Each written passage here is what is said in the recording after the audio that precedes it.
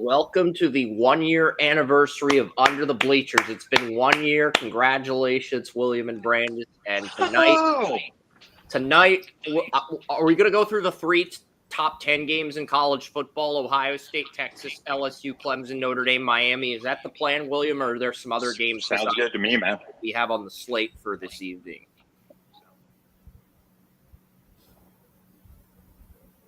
Like I said, week Can't one. hear you. Yeah. Oh, no. Now I can. Perfect. And I can't hear you now. Oh, no. Can you hear him, Chris? In and out. I was able to hear him much better earlier today when we recorded, but I haven't been able to hear him as much. Hold on 1 minute. Now we can hear you. Well, that's interesting. Make it because never had this problem before.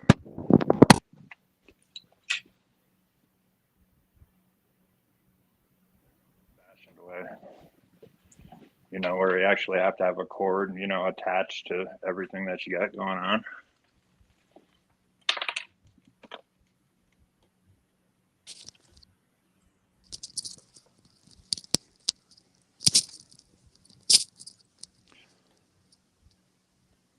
All right, can you hear me now?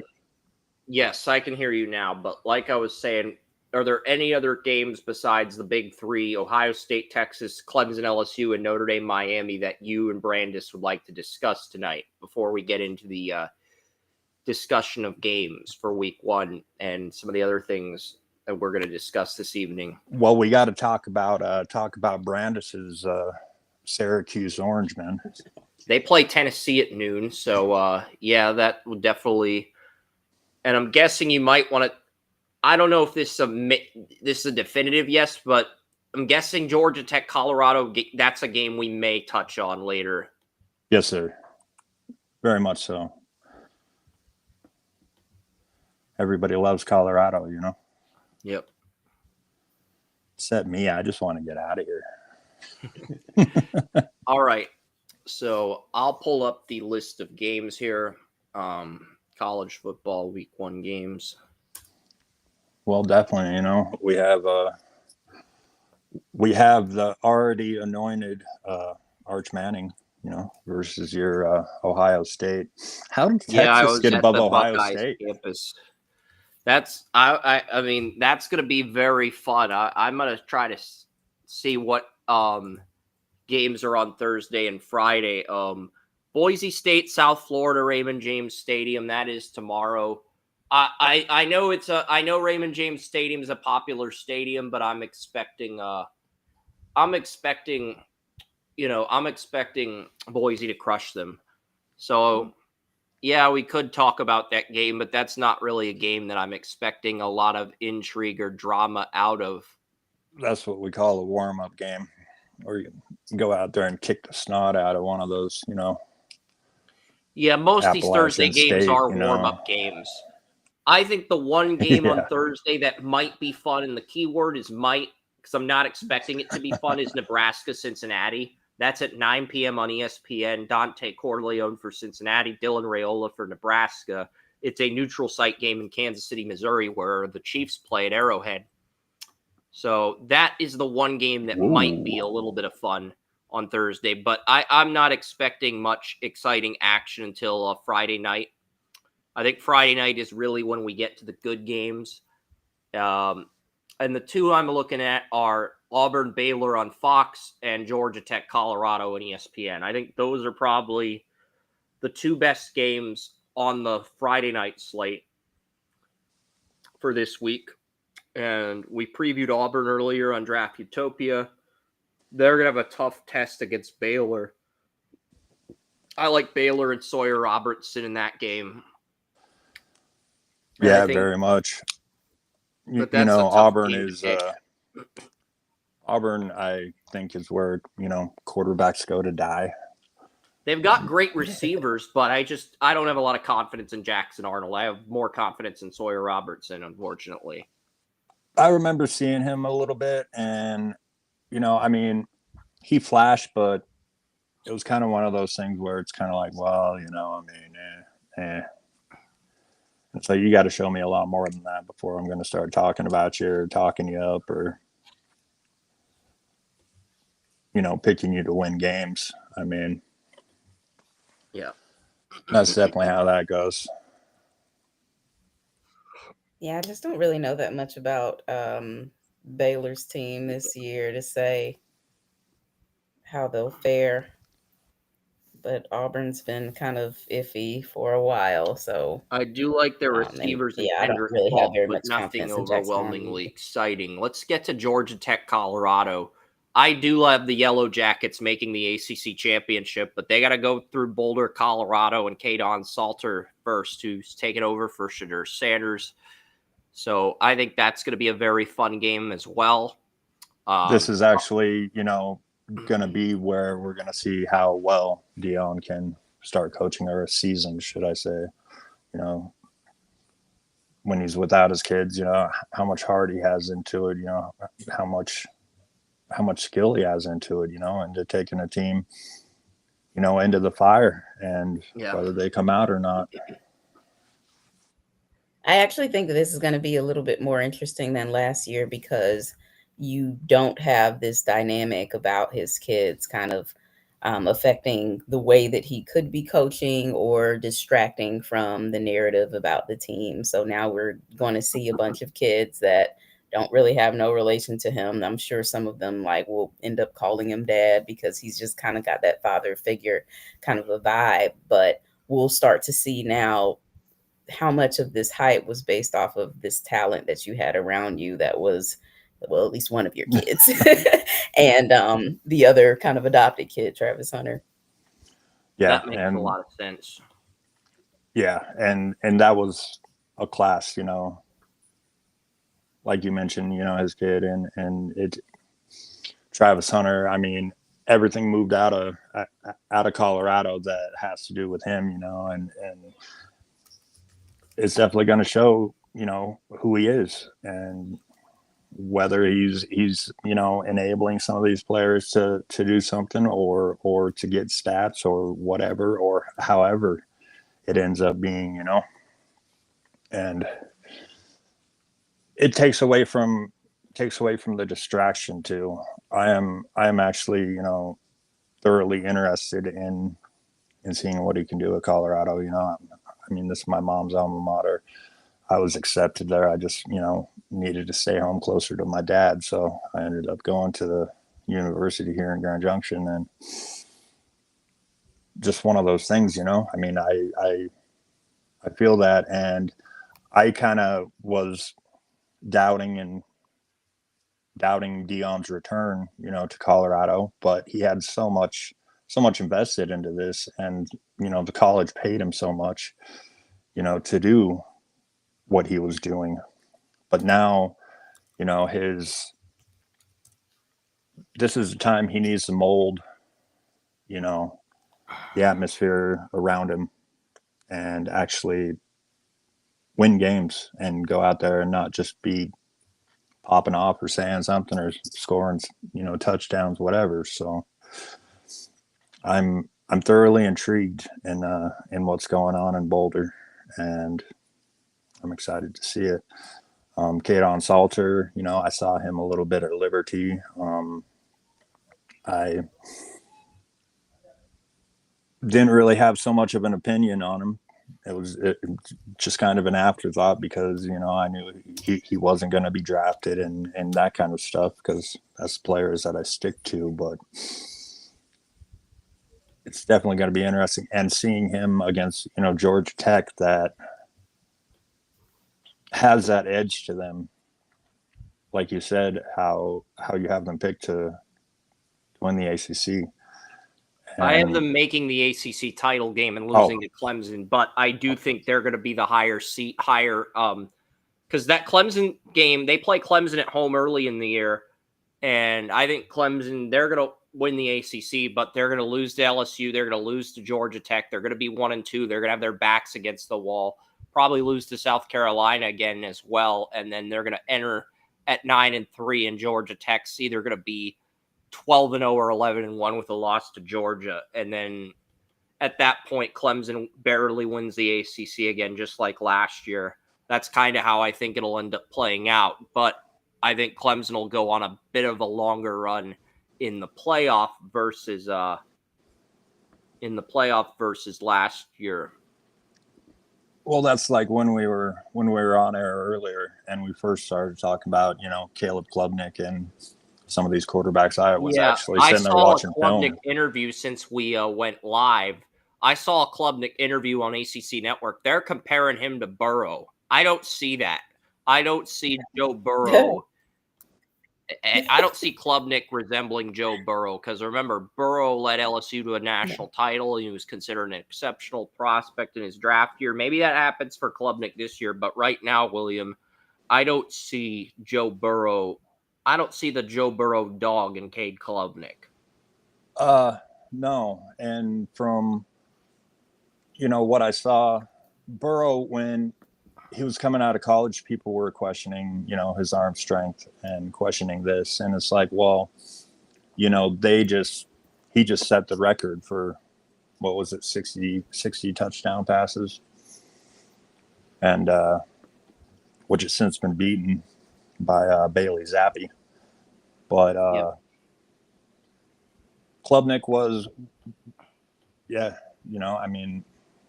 what happens with it? Klubnik was a quarterback that I saw flashes in. I mentioned him a couple times to Daniel Kelly, bouncing that off to try to see what he felt about him. And he didn't really like, Klubnik at that point, but he is definitely a player. I don't see the Burrow comparison like that. I like him. And what I was watching earlier, his footwork had started to, be cleaned up, and it looked like he was finally, growing into his body instead of lanky. He had a little bit more muscle and everything else. And that's one thing when it comes to college football is, these are still kids turning into men, and they can easily be molded. But yeah, I don't like that Burrow comparison at all. I think he can definitely be a good quarterback, but that remains to be seen so far. Try not to get too far ahead on the hype, like some of these people and some of these fans that, do this kind of thing. But he was also 23 when he got drafted, Joe Burrow. So, I mean, he's got some years. Klubnik's still pretty young for, a quarterback. And you've got 6-year seniors out there. So, as long as he keeps improving, I mean, he's got promise for sure. I wouldn't say that he's just kind of a throwaway quarterback. I think a lot of the quarterbacks that came out in this past spring and ended up, going unsigned free agents or got drafted, they're struggling because there's so many in that class. And in my opinion, it wasn't like a lot of really, really, really good quarterbacks. So they're kind of falling by the wayside as compared to the talent that's already in the league. So this particular class this year has got a much better opportunity to develop and actually end up in a better situation when they come out to get drafted. Definitely. Yep. 100% on that one. And next game is Syracuse, Tennessee. This is the noon game on Saturday on ABC. Me, William, and Joey are probably going to watch Texas, Ohio State, but Syracuse, Tennessee, and Atlanta, I do think the Vols are going to win. But it's going to be, Jermod McCoy is Tennessee's best player. I think he tore his ACL in January, so I don't know if he's going to play or... Yeah, and Tennessee has had some figuring out to do since last year. Their quarterback, their running back, we talked about that earlier, how they were both gone, the best players on that team. And Syracuse, coming off losing Aronde Gadsden and Kyle McCord and all that, Kyle McCord set records here last year. And it was another one that came out and just got waived by the Eagles. I was actually almost shocked over that because his metrics are off the charts, you know, and I mean, everything, his processing speed, you know, I mean, there are rumors to this and that, and I'm not going to quote any numbers to be actually, you know, proven wrong, but everything he had, his spin rate on the ball, you know, the velocity, just everything. Like I said, it was probably another Jimmy Clausen case to where maybe he was just had too much of a cocky attitude to where other players didn't want to follow him, you know, maybe. I don't know. I guess we'll see when they come back. They waived Kyle McCord, but then they re-signed him to the practice squad. So the Eagles, I mean, it's tough to kind of be playing second fiddle to probably one of the greatest quarterbacks in the league right now. Yeah, for sure. And then, you know, who did they just trade for? They traded for Hartman and then waived him.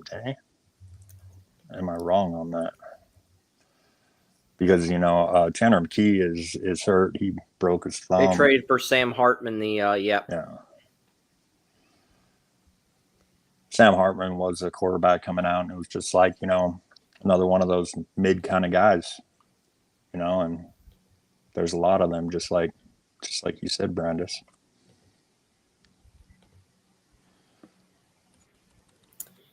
Yeah, it's going to be interesting. If nothing else. I like Ohio. I'm interested. Yeah, I think Ohio State beats Texas, but that's going to be a very interesting game. I definitely want to see that, you know. Yeah, that's the game of the week. For sure. And I'm surprised they put them on the schedule so early. I guess they, you know, need to have Peyton Arch Manning, you know, have a coming out week, you know, like I'm here all of a sudden, but they're still against Ohio State, you know, the national champions. So yeah, we'll definitely see where that situation goes. You know, Manning has done fine, but other than that, he hasn't shown me he's a superstar by anything that he's done. You know, I mean, he's a good player, but it's like when I was evaluating Drake May, you know, the second time I ended up calling that valuation prove it. It was like, you know, you now prove it. You know, you see all these things, you hear all these things, and it's just like going back and forth and back and forth and back and forth. And it's like, is this guy actually for real or what? You know? I am interested to see Julian Sayin. I don't know very much about him. I know that, you know, he's obviously got some pretty big shoes to fill. Yeah. But typically when quarterbacks come in right after championship victories like that, I mean, they obviously know what's at stake. So I'm assuming he won't be rattled. I know he'd initially committed to Alabama, and you know, he's got a decent enough pedigree that Ohio State isn't like drafting, you know, people that can't get it done. So we'll see. Yeah, and I like Julian saying I want to see what he can do with Max Clare. You know, Max Clare he was like a ghost. When I had to rewind the film like a couple times just to see where he came from. You know, he'd come off a block and then come over, and all of a sudden he got the ball. But then I'm watching him play. I can't remember the quarterback's name, the Purdue quarterback, but it was just one of those things where it looked like that quarterback was being selfish and wanted a big play or just to run, you know, just not dump it off to the tight end. But Max Clare is, like I said, that's Casper, man. That's what I'm going to nickname him. And he's likely, you know, when he does come out, I'm going to pick him first in fantasy, at least. Who is that? Casper? Max Clare. Max Clare. I mean, he's my number 3 tight end right now. Tanner Mhm. Kozoil, Houston, and Eli Stowers are ranked above him, but it's very early in the process. And we still got to measure these players' floors. We got to look at different things. But yeah, the Austin Romaine film cut of the Kansas State linebacker I told William about last week. It's on YouTube. I've been uploading that to YouTube. So that's where my focus has been the last few minutes. I appreciate you guys stepping up while I got that handled. Outside of Texas, Ohio No State, problem, man. I do think Ohio State's going to beat Texas. I just trust our quarterback a little bit more than Arch, but I think it's going to be a defensive game. Ohio State's got 2 senior corners, and they've got 5-star recruit Devin Sanchez and Caleb Downs. It's free safety, so I think teams are going to have a hard time throwing the ball at Ohio State. I think you're going to have to run the ball in the Buckeyes if you want to beat them this year. Yeah, the Buckeyes. I mean, just what they have on defense, it seems to keep coming. And Ryan Day and the recruiters, keep tabs on that. Them stealing Caleb Downs away from Alabama was absolutely beautiful for them. Minnesota stole Coy Parrish away from Ohio State. So it came down to Minnesota and Ohio State. So Ohio State could have had either of those two, and then they got Downs. So, yeah, I mean, that was huge for Ohio State. For sure. Like I said, I'm way excited to see what they can do.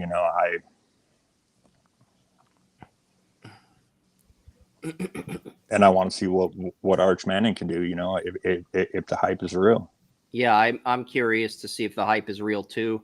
3:30 game, Alabama, Florida State. Ty Simpson versus Castellanos, the former Boston College quarterback. That's the 3:30 game on ABC. I like Alabama in that game, but if Castellanos can limit the turnovers, I said this a few weeks ago on the ACC preview, if Castellanos can limit the turnovers and Simpson gets into a funk, Florida State can steal this game. But ultimately, at the end of the day, I just can't pick against Alabama, William. You understand. You're probably thinking the same thing. You're probably taking the Crimson Tide as well. But I did like what Castellanos did for Boston College against Florida State last year. So now he's the quarterback of Florida State. And I remember previewing that with Brandice a few weeks ago. So, we'll see what happens in that game. Yeah, and Florida State is a better team than they ended up. Last year was just an absolute disaster for them. And what happened with Jordan Travis and everything else, and I mean, that was actually something else to see that he retired. I had a first round grade on Jordan Travis, but other than that, this game, they can absolutely steal this game. And it's going to be, I think it's going to come down to the run game, to be honest, because they've got a new OC, the Florida State Seminoles, Gus Malzahn, and he's kind of known for more of a power run. And I think Alabama's typically good on defense when the ball is in the air against like kind of more air raid offenses. But it's going to be interesting to see how their defense handles when the ball is on the ground. And they are also going to be up against kind of a quick hurry up, no huddle kind of an offense also, which he's known for. So we'll see. I think when you have like a coach that's from, Pac-12 or the West Coast in general, they usually do tend to be a little bit stronger against the pass and the run. So I'm interested to see how this plays out because, obviously I'm not rooting for Alabama. Yeah. Never. But, Kalen DeBoer, like he's got to prove that this was a good decision for them. And they didn't do horrible last year, but they didn't do great. And he lost a pretty decent quarterback. So we'll see what Ty Simpson does. Next game is LSU Clemson. I've got the LSU Tigers winning this game, and I got LSU winning. I think it's going to be a very close game. I do have Clemson getting their revenge in the playoff in the semifinals, but I like LSU to win this game. I think and it's going to be a very fun matchup. Both teams have 2 NFL corners. Both teams have multiple receivers that are NFL prospects. Both quarterbacks are great. I think both teams have great pass rushers too, so this is going to be a treat. But I think LSU is going to win in Death Valley and Clemson. Both teams named their stadiums Death Valley, but I like LSU in a barn burner. I don't know if this will be a shootout or a defensive game, but I think regardless, I think LSU wins a close one. Yeah, and it's tough to win in Death Valley. Regardless of whether you're playing LSU or Clemson on the road. That's a great point, Brandice. Yeah, and I have LSU as an absolute buzzsaw this year with Garrett Nussmeier, and what I just saw him do after a few games. I put a first-round grade on him. It was just just popping off the screen, and I can't wait for this year to actually see him, because looking at the schedule earlier, and they can absolutely win every game they have, and it's going to be interesting when it comes to bracket time. And speaking of which, the brackets this year, I think we're going to figure out some prizes for the closest brackets, speaking to everyone out there. And, maybe a t-shirt, coffee cup. I don't know, but we could do be have cash, some stuff on the Spring store. I do have a Teespring store. It's got some Draft Utopia stuff.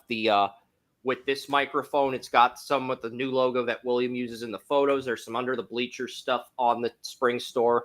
I could get the winner of our bracket. Maybe we'll give them a free shirt or design from the Spring store. I don't know how we would ship it or send it, but I could either design a shirt, put it up there on Spring, or I could buy an item of that person's choice and ship it to them. We could figure that out later, how we're going to do that. There's there's 3 or 4 games that I think are worthy of being discussed in week 1. So I'm going to mention 4 games. I want to mention Notre Dame, Miami on Sunday, but there's 3 other games besides that I'm looking at. So I'll give you the option of which one to filter out. You've got Utah, UCLA, 11 p.m. on Saturday, Virginia Tech, South Carolina, and Atlanta on Sunday, and TCU, North Carolina on Monday, Belichick's opener. I kind of would like to talk about that. So if we were given the choice, I'm guessing we're going to weed out Utah, UCLA, because I have a feeling. I don't know. I kind of am interested in that game to see how Nico does. I guess we can mention all of those games if we have to, but I think outside of those 4, there really isn't a lot of interest in some of these other games because they're basically all FBS teams versus weaker teams. Georgia State, Ole Miss, those are not most of these games. New Mexico plays Michigan on Peacock. Michigan's going to roll New Mexico. But Utah, UCLA, I am kind of intrigued by because it's Nico Imaleva. You got the Fano brothers. You got Spencer Fano, and you got his older brother, who's an edge rusher on Utah. You got Lander Barton. I like Utah, but man, UCLA can make this very entertaining if Nico Imaleva shows up. Mm-hmm. I'll say that. I found out today that apparently his brother committed to UCLA. That's cool. He was a previous Arizona commit. And I was like, oh, that's cool. He played with his brother. Then I found out that his brother is also a quarterback. So I was like, why would he go there? That's so mean. I don't understand how that ended up happening. The little brother is going to make sure Imaleva remains QB1 at UCLA after Nico leaves. That's what's going on. I guess. But, I mean, he might have had a chance to, be the starter. Yeah. And then his brother came. Too. Yeah. Anyway, that game just in general brings back all those Cam Rising, whooping on Caleb Williams, and Caleb Williams with his head in a towel on the sidelines. I mean, I'm sure that's not going to happen, but just brings back all those memories, those Pac-12 memories. And I mean, I don't know what Utah is doing of course, they're like the Baltimore Ravens with their defense. And I mean, that's what Kyle Whittingham, cuts his teeth on, or cuts the players' teeth on. And it's some good stuff, man. Kyle Whittingham is one of my favorite coaches Has in Utah college done football. anything since they made the Rose Bowl against Ohio State a few years ago? Was that the year they beat Caleb Williams, by the way? That was my last Utah question. And then I'll get to Monday games. Yeah, they beat USC twice that year. They haven't done anything since because they haven't had a quarterback. They came out with Bryson Barnes, or I think that's his name. They're projected to finish second in the Phil Steele magazine, but I think it's going to be. I think Texas Tech, Iowa State, and Arizona State are probably the de facto top three. I thought Kansas State had a shot of entering that top 3-4 if they won on Saturday, but they didn't. So we're probably looking at Texas Tech, Iowa State, and Arizona State as those de facto top three in the Big 12 this year.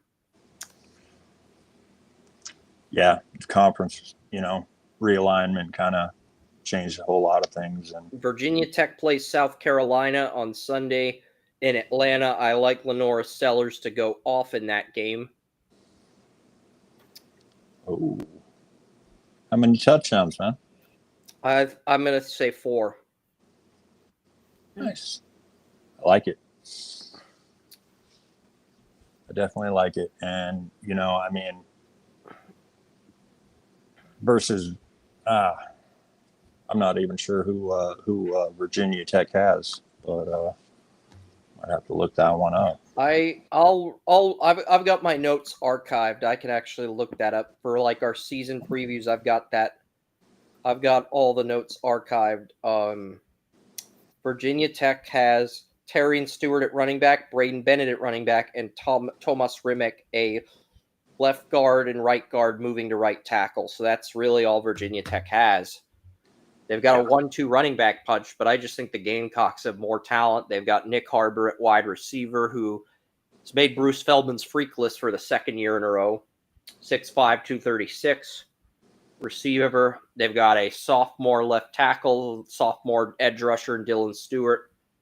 I think South Carolina wins this game against Virginia Tech very convincingly.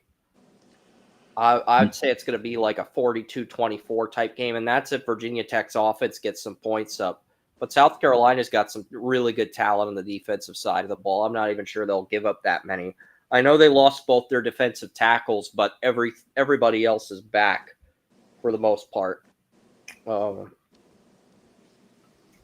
Yeah, definitely agreed then, man. I mean, experience in college football is something that's Notre Dame plays Miami, Florida. I know the Fighting Irish are favored, and Notre Dame and Miami both have the top 2 corners in the 2027 NFL draft. But I'm going to take Miami to beat Notre Dame. I'm probably am going to root for Notre Dame in this matchup as a fan, but I just think CJ Carr's a freshman redshirt, and Carson Beck's a senior. And I don't think Carson Beck is going to disappoint in his Miami Hurricanes debut. Now, Carson Beck is going to lay an egg eventually. I don't think it's going to be in the first week of the season, given what's on the line, given the fact both these teams are in the top 10. I think the Hurricanes win this game. But it depends on how many edibles are involved. This is the Catholics versus convicts rivalry reawoken. So that's what they called it back in the day. God. He's in Miami. You never know. Right. No, Carson Beck, after what happened last year, he going from Georgia, to Miami, that is a whole lot. He has, so much to actually prove, because what I've seen from him, he has the skills. He just has to put it all together in his head, and not rely so much on the talent around him, because, Georgia's like that. They always,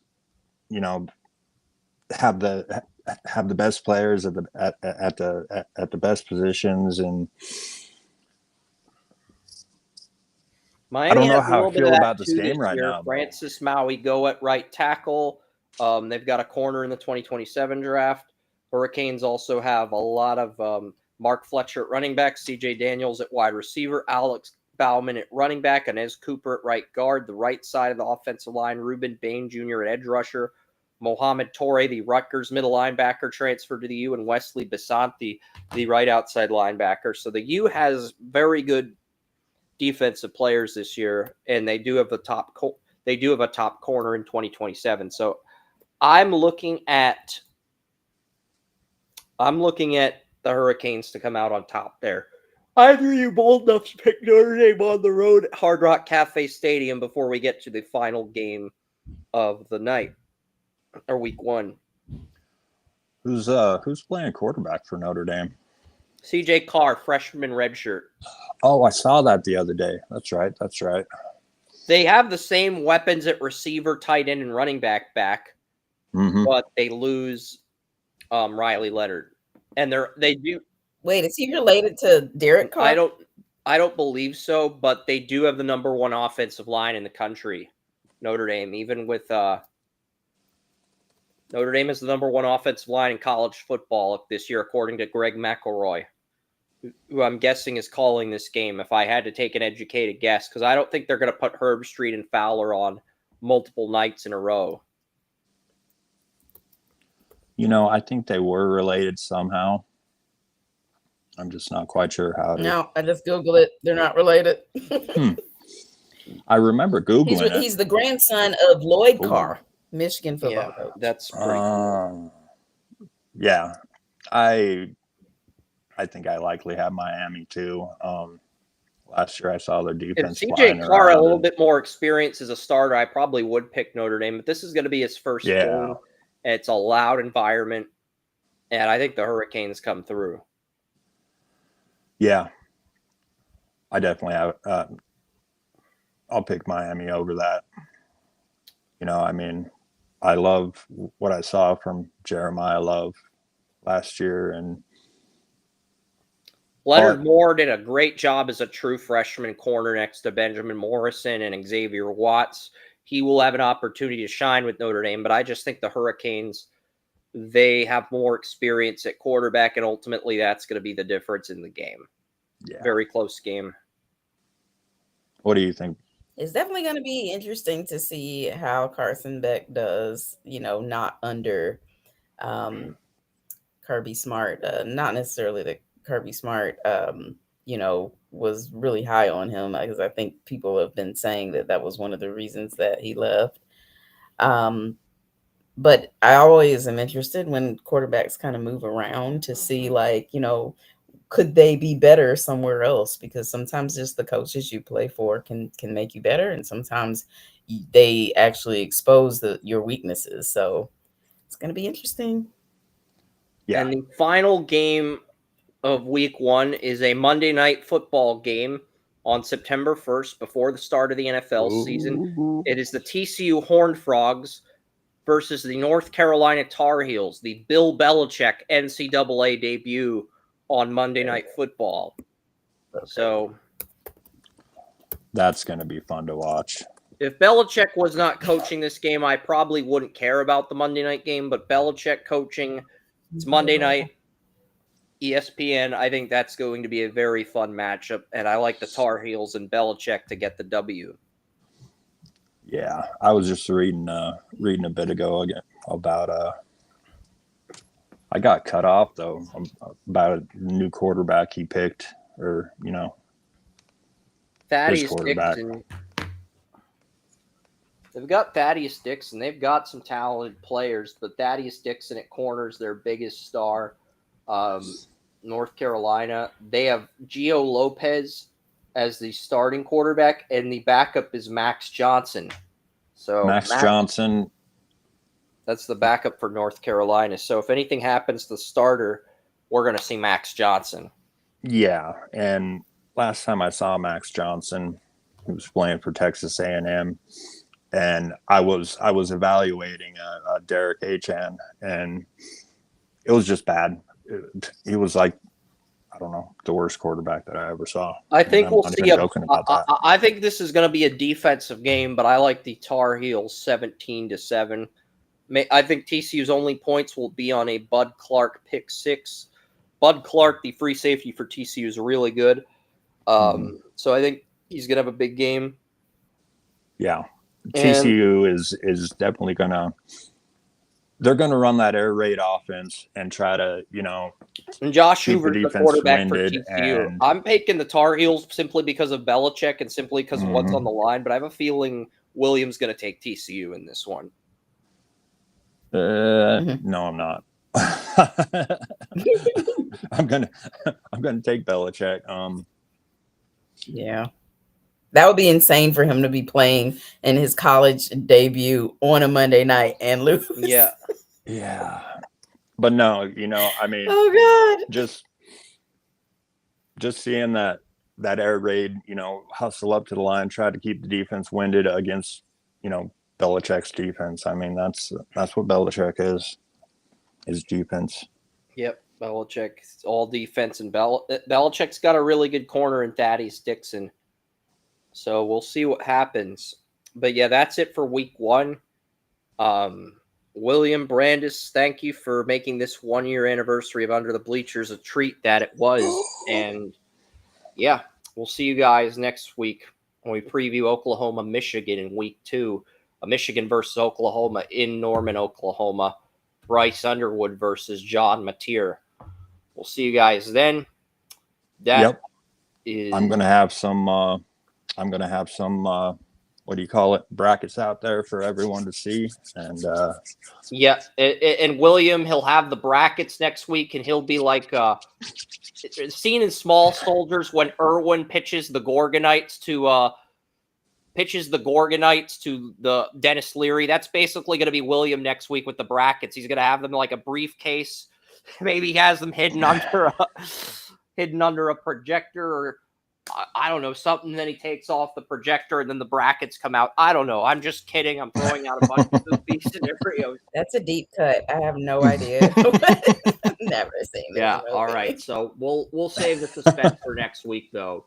I'm Chris Ransom. That's Brandice Bell and William Yanish. We're signing off from this week's edition of Under the Bleachers.